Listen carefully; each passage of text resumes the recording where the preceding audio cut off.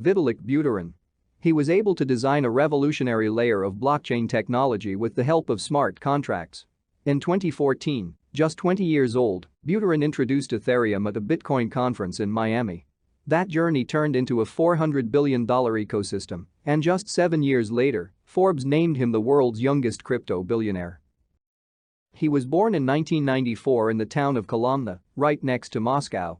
Together with his father Dmitry Buterin and mother Natalia Aimline, Vitalik moved to Canada when he was 6 years old because of better working conditions. Vitalik, whose father was a computer scientist, had a natural talent for mathematics and programming and had a serious interest in economics from a very early age. He was a child who always attracted the attention of his family and surroundings with his intelligence. He could add up 3-digit numbers twice as fast as his peers. Because his intelligence was superior to his peers, he was separated from his class and placed in a special program for gifted children in the 3rd grade of primary school. While this program meant more learning opportunities for him, it set him apart from his peers and made us introverted. He also spent all his time on the computer and playing computer games. During this time, he established most of his professional and personal relationships online and continued to develop his talents. Hungry to learn and grow, Buterin spent 4 years at a private high school in Toronto, which he would describe as the most interesting and productive years of his life. Here, his perspective on education has changed and he has made learning his first priority in life. Another thing among his priorities was World of Warcraft, a computer game. He spent a lot of time on this game until he updated his character in the game. Vitalik is ruined after this update. This point was actually a serious turning point in his belief against authority and self-government. He met to Bitcoin in 2011 thanks to his father, a Bitcoin investor. He did research on Bitcoin for a while after initially thinking that it would not be of long-term value. He has been active on forum sites and has started to realize the limitless potential of the technology behind Bitcoin as he started to engage with the community.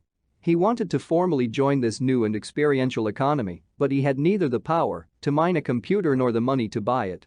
He also looked for places that paid Bitcoin for work in various forums, and when he started writing an article for a blog, he was earning 5 Bitcoin per post, and Bitcoin was worth only 80 cents at that time. He bought a t-shirt with some of the 20 Bitcoins he saved and became more interested in this system. During this period, he was interested in all the different aspects of cryptocurrency. With his work and writings on the forum, Buterin began to experience more about Bitcoin and became known in the community. During this period, his articles caught the attention of Mihai Alesi, a Bitcoin enthusiast from Romania, and they founded Bitcoin magazine together in 2011. He spent so much time writing here that he stopped going of university and spent all the Bitcoins he had saved to travel the world and attend various conferences. And through that, he was meeting people who wanted to increase the capacity of the Bitcoin network and upgrade it to a larger, more capable version. After 2 years of development and learning, he visited Israel in October 2013. During this period, he met the people behind the Coverts Coins and Mastercoin projects. These projects were experimenting with the use of blockchain in other applications. For example, creating tokens on Bitcoin, enabling users to use financial contracts, and so on. After looking at the protocols in which the projects were used, Buterin realized that he could generalize it by replacing it with the Turing programming language, and he immediately presented this idea to existing projects. Of course, everyone told him that, while it was an interesting idea, it was not the right time for such a big project.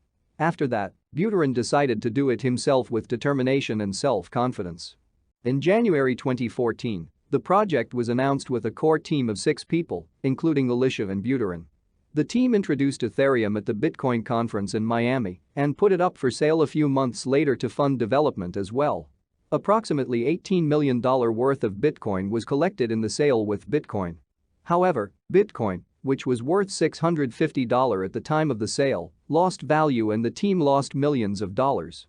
With the money left though, the Ethereum team founded the Ethereum Foundation in Switzerland, which is responsible for the development of Ethereum's open source software. Of course, behind the scenes, there were countless technological developments, effort and determination. At this point, Ethereum had made a strong entry into the cryptocurrency market. Major cryptocurrency exchanges were also starting to trade Ethereum one after another, and the value of Ethereum was increasing rapidly. Although it was the first product release, large companies such as Microsoft and IBM were running projects on the Ethereum platform, communicating with Vitalik and his team for work together. Today, Ethereum has a market cap of approximately $350 billion. Vitalik also continues to add wealth to his wealth. Even though he was the founder of a structure with a value of over $350 billion, he was always aware that there were various problems on the market and investor side.